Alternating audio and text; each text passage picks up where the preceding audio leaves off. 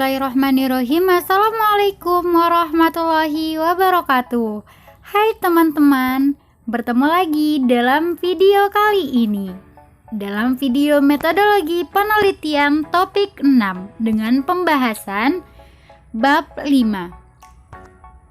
Saya Feby Afriani, NIM 1814080017.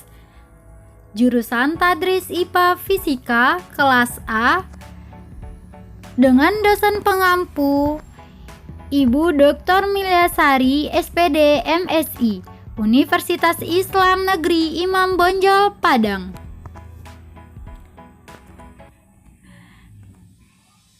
Baik, pada pembahasan kali ini kita akan membahas materi tentang kesimpulan, implikasi, dan saran. Langsung saja kita masuk pada pembahasan kesimpulan, di mana kesimpulan merupakan suatu proposisi kalimat yang disampaikan yang diambil dari beberapa premis atau ide pemikiran dengan aturan-aturan inferensi yang berlaku. Kesimpulan merupakan sebuah gagasan yang tercapai pada akhir pembicaraan. Dengan kata lain, kesimpulan adalah hasil dari suatu pembicaraan. Di mana kesimpulan yang baik adalah kesimpulan yang memuat seluruh isi teks yang dibahas dengan kalimat efektif yang mudah dipahami. Adapun isi dari kesimpulan sendiri yaitu ringkasan isi teks dengan memuat informasi secara singkat, jelas, dan padat. Jenis-jenis kesimpulan adanya perbandingan, sebab akibat, penilaian, rekomendasi, prediksi, keyakinan sederhana. Dan cara menulis kesimpulan yaitu nyatakan kembali topiknya, tulis ulang tesis, ringkas poin-poin utama, tambahkan poin-poin penting, dan buat ajakan dalam bertindak. Selanjutnya yaitu mengenai ciri-ciri dari kesimpulan. Yang pertama, kesimpulan ini memiliki ciri-ciri menggunakan bahasa yang baik dan benar. Dua, menggunakan bahasa yang mudah dipahami. Yang ketiga, berisi pokok pembicaraan. Yang keempat, menggunakan penarikan pernyataan secara umum dari kalimat fakta sebelumnya. Dan yang kelima, membandingkan dua hal yang berbeda namun tetap memperlihatkan kesamaan pada sisi tertentu, serta tidak berbelit-belit.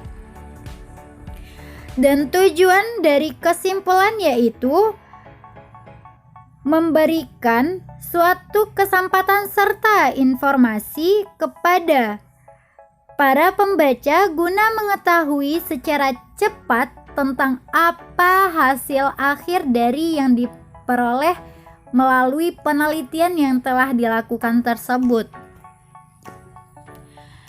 Baik, kita lanjut yaitu pembahasan implikasi.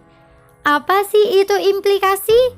Implikasi adalah keterlibatan atau suasana terlibat sehingga setiap kata imbuhan berasal dari implikasi seperti kata berimplikasi atau mengimplikasikan, yakni berarti membawa jalinan keterlibatan atau melibatkan dengan suatu hal.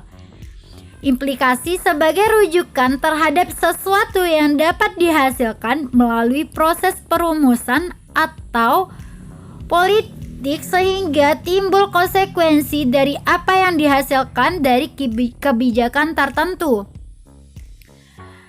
Jenis-jenis implikasi yaitu adanya implikasi teoritis, implikasi metodologi, implikasi manajerial, implikasi matematika, implikasi kepemimpinan, etika, budaya, globalisasi. Implikasi metodologi bagian ini bersifat opsional dan menyajikan refleksi penulis mengenai metodologi yang digunakan dalam penelitiannya. Misalnya, pada bagian ini dapat disajikan penjelasan mengenai bagian-bagian metodologi penelitian mana yang telah dilakukan dengan sangat baik dan bagian mana yang relatif sulit, serta prosedur mana yang telah dikembangkan untuk mengatasi berbagai kesulitan itu yang sebetulnya tidak digambarkan sebelumnya dalam literatur mengenai metode penelitian. Penelitian dapat menyajikan dalam bagian ini pendekatan-pendekatan yang dapat digunakan dalam penelitian lanjutannya atau penelitian lainnya untuk memudahkan meningkatkan mutu dari penelitian, membandingkan antara hasil penelitian yang lalu dengan hasil penelitian yang baru dilakukan tersebut. Selanjutnya, pembahasan kita yaitu mengenai saran. Apa itu saran? Saran adalah sebuah solusi yang ditunjukkan untuk menyelesaikan permasalahan yang dihadapi. Saran yang bersifat membangun, mendidik, serta objektif serta sesuai pembahasan. Bagian penutup dalam karya ilmiah berupa komentar atau sanggahan yang bersifat memberikan masukan kepada variabel yang ada dalam suatu penelitian. Di mana jenis-jenis saran yaitu adanya saran kebijakan, secara khusus menyatakan apa yang harus dilakukan, langkah-langkah yang diperlukan untuk mengimplementasikan kebijakan dari sumber yang dibutuhkan, dan diskusi manfaat penelitian untuk organisasi dan masalah apa yang akan diperbaiki atau dihindarkan.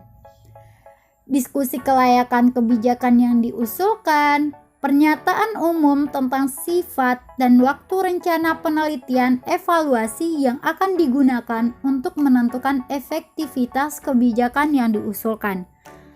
Selanjutnya yaitu jenis saran untuk penelitian lebih lanjut, di mana di bagian ini penelitian akhirnya memiliki kesempatan untuk mempresentasikan dan mendiskusikan tindakan yang harus diambil oleh peneliti di masa depan sebagai hasil dari proyek peneliti. Seperangkat saran yang dipikirkan dengan matang membuat organisasi lebih mungkin menanggapi saran penelitian dengan serius. Idealnya, penelitian harus dapat membuat saran formal mengenai alternatif yang paling didukung oleh penelitian ini. Presentasikan dan diskusikan jenis-jenis penelitian tambahan yang disarankan oleh proyek peneliti. Baik, kita lanjut mengenai syarat saran. Apa saja syarat saran? Yang pertama, yaitu saran diuraikan secara singkat dengan bahasa yang jelas. Yang kedua, saran memiliki sasaran objek yang memiliki otoritas penerapan yang jelas. Dan yang ketiga, saran disertai dengan tindakan operasional yang memungkinkan dapat dilakukan. Yang keempat, himbauan untuk pendalaman, di mana saran disertai dengan kriteria indikator keberhasilannya. Dan yang kelima, saran berupa himbauan untuk pendalaman serta melakukan penelitian sejenis yang menekankan kepada pendalaman terhadap penelitian tersebut. Dan adanya kriteria indikator keberhasilan. Selanjutnya yaitu mengenai manfaat saran. Yang pertama yaitu memperbaiki kesalahan. Melalui saran penelitian, peneliti selalu dapat menyebutkan manfaat studi lebih lanjut di bidang penelitian. Bicara tentang bagaimana studi di masa depan dapat digunakan untuk memperbaiki masalah dengan penelitian saat ini yang telah peneliti selesaikan. Yang kedua yaitu menjelaskan secara jelas kekurangan. Peneliti juga dapat menjelaskan kebutuhan untuk mengisi kekosongan tertentu yang mungkin tidak dapat diteliti oleh peneliti meliputi dengan berbagai alasan tertentu. Peneliti selalu dapat menggunakan garis waktu untuk membantu pembaca memahami kapan perkembangan potensial dapat terjadi seiring berjalannya waktu. Dan yang ketiga yaitu mengeksplorasi kelanjutan tindakan manfaat. Peneliti harus berbicara tentang seberapa layak poin-poin ini dapat ditentukan sebagai studi penelitian. Hal ini termasuk pemahaman apakah ide-ide tertentu harus dieksplorasi lebih lanjut di kemudian hari.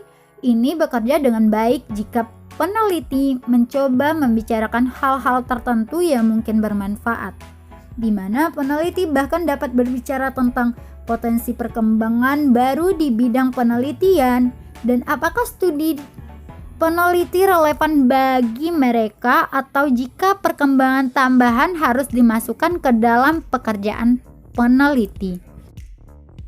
Jika ada pertanyaan, silakan dicantumkan pada kolom komentar. Sekian, terima kasih. Assalamualaikum warahmatullahi wabarakatuh.